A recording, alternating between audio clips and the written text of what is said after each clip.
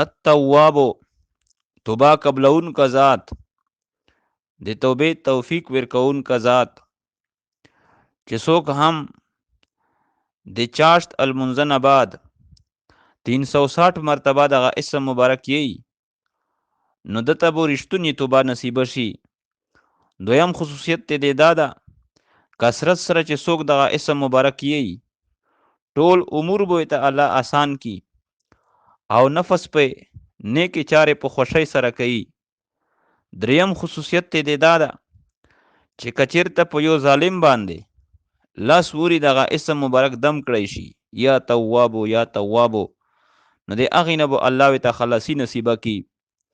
څلورم خصوصیت ته دا ده چې څوک د چاشت المنځ نه بعد اللهم اغفر لي وتب علی انک انت التواب الرحیم یی نو الله پاک په دې دو گناهونه معاف کی. پنځم خصوصیت ته دا ده چې څوک 41 ریزه پورې 800 مرتبه دغه اسم مبارک یی ظاهری او باطنی نعمتونه به الله ته نصیبه کی. شپږم خصوصیت ته دا ده چې کچیرته څوک دغه اسم مبارک په یو کاغذ ولیکي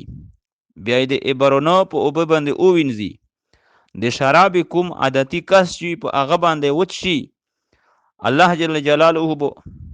دغه عادت نه د نجات ورکی او د توبې توفیق په الله ته